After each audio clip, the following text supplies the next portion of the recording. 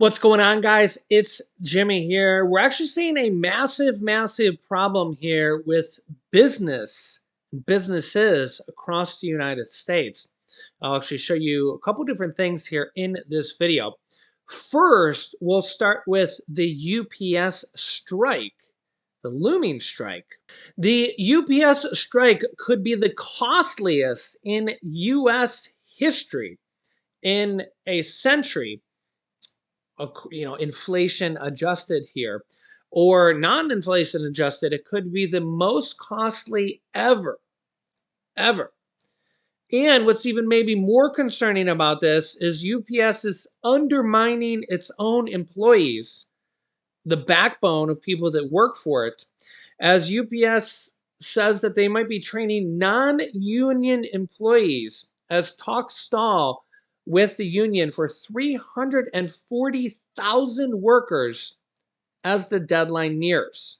I'm as flabbergasted as you. Yeah, talks between UPS and union representing 340,000 of its workers broke down. UPS said it will begin training non-union employees in the US should there begin a strike, which the union has vowed to do if no agreement is reached by the end of this month.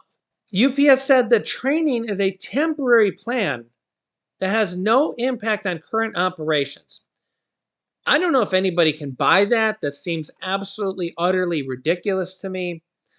Quote, while we have made great progress and are close to reaching an agreement, which they're not really, we have a responsibility as an essential service provider to take steps to help ensure we can deliver our customers' packages if the Teamsters choose to strike. Now, how they think they're going to replace 340,000 people in a short amount of time is absolutely absurd. And the Teamsters got to be literally laughing at UPS management and corporate for this. Corporate UPS has made billions and billions of dollars.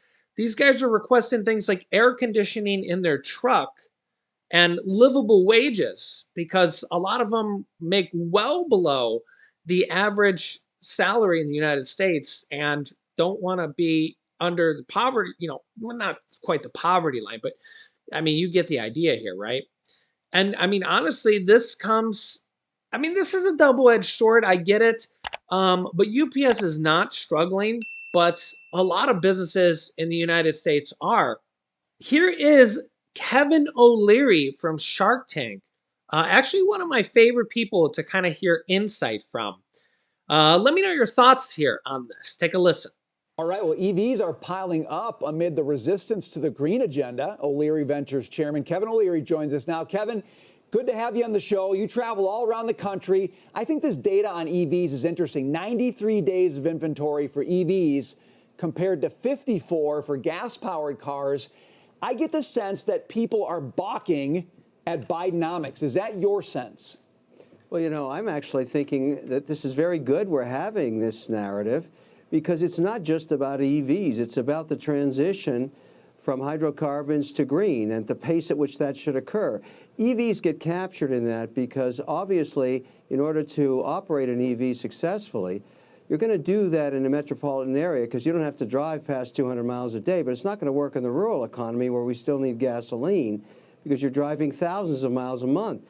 And so I look at this saying, good, okay, let's have this conversation. Let's talk about all of these issues because we're going into an election cycle, and all of a sudden, at a time when no one thought this would be a big debate, we've watched what's happened in Ukraine and Europe, and we're talking about energy, independence, and security, and now it's one of the top 3 agenda items in the election, which is absolutely great, and it's being highlighted by this bill. A lot of people, regardless of what side of the aisle you were on, never thought this would adjust for inflation, never thought it would help. When you turn on the spigot of government spending on either side of the aisle, that is how you get inflation. At some point, you have to stop printing money. So the anti-inflation bill, or whatever you want to call it, is just printing money. Now, where that money goes is the narrative today. I love the fact it's being debated. I love it's being questioned. But above all, what I like about it is we're talking about energy and where it should come from, because you cannot have prosperity in America without energy and energy security. So now all of a sudden people are saying, wait a second, All of these alternative ideas can't happen fast enough. We got to go back to what we know is working. So now we're re-examining oil, gas, and they should be part of the discussion. And frankly, I think it's a good thing because they are going to be looked at, and now we can make them and do them in a clean fashion. So I get the clean agenda. I get it. Everybody wants a better outcome in terms of how we transition. But I'm going to start funding refineries because we can build them clean now, and we can do it in a way that's never been done before. We haven't built one since 1977. So there, I love that narrative. Well, let's stick with this story. I want to get your take on this. A wind giveaway, they're calling it, Kevin. New Jersey's letting a foreign company keep tax credits that the governor had promised to residents that were going to offset their higher energy costs.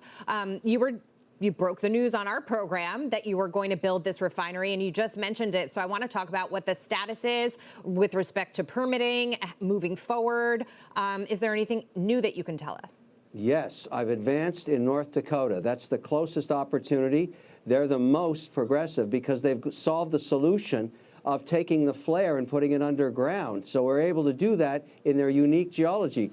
It's farther along than it was 90 days ago, and I realize all of these things move slowly, but I'm not stopping. And I'm happy to put a wind farm right beside it, but it doesn't solve the problem of energy independence.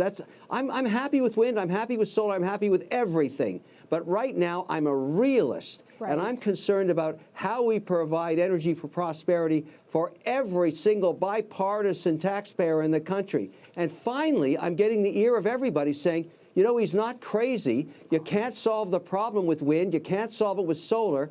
You can't solve it with any one of these new ideas. We have to work with what we know works, and that's hydrocarbons. So bring that back into the discussion. And yes, I'm advancing. And it's not the only state. Also talking with Oklahoma and Texas. I will not stop until I've built some refineries because it's the right thing to do for America. Well done. Meanwhile, Kevin, wanted to pivot. We got the NFIB Small Business Optimism Survey this month. Underneath the headline, maybe some cracks, but the overall index is hitting a 7-month high. Is that what you see and hear from the small businesses, the entrepreneurs that you speak with as well?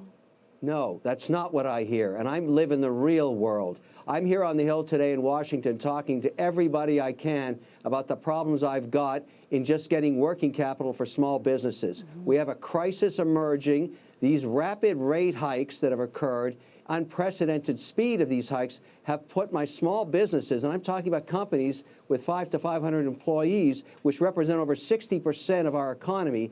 You know, if you're in the S&P 500, you have no trouble financing your business.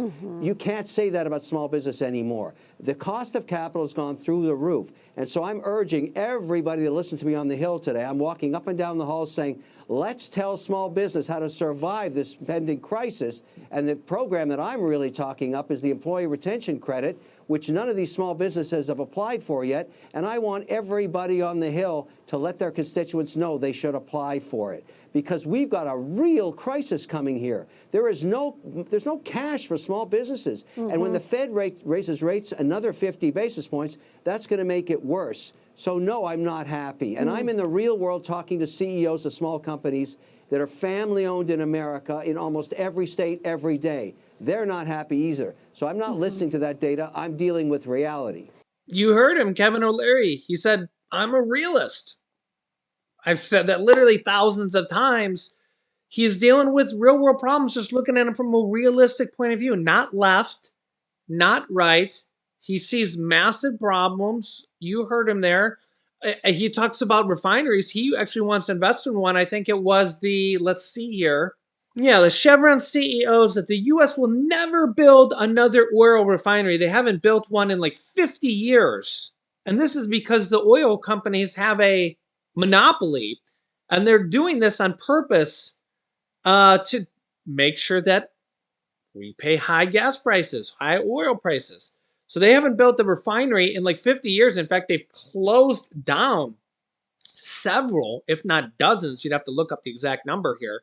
But why do you think this is? Why are they not building any and they're closing them down here in the United States over the course of decades? Okay? Think about it. It's so that they can charge more. And Kevin O'Leary might be actually opening one up himself as an investment and to help bring the cost of oil down. And the Chevron CEO says that they're not going to build one. They don't want to. You can see it right here. This is from last year. And honestly, this is just how a realist looks at things. Yeah, and it's just a lot of this stuff isn't rocket science. You just have to read between the lines, look at past what the politicians, right, left, are just, doing this all day long. Half the time they're not getting anything done. And a lot of times people like that can actually get more done than politicians, quabbling day in and day out. Half the time that the politicians really don't get much done. And that's kind of the problem we have with our system here. Let me know your thoughts here in the comments. I'll keep you up to date here with everything going on here in our country on a daily basis. I actually think somebody like Kevin O'Leary or Mark Cuban would actually be better for our country here than a lot of the politicians we have, or most of the politicians running our country. But, therein lies the problem. Yeah. So make sure to subscribe down below to our channel. Click the bell icon. It's completely free to do so. New videos come out here every day. Thanks for liking and sharing these videos. Click here to see 3 big changes happening to Social Security right now. Or actually Walmart making a really big change across the entire country. Click on one of those videos next. Thanks for watching, guys, and I'll see you in the next video.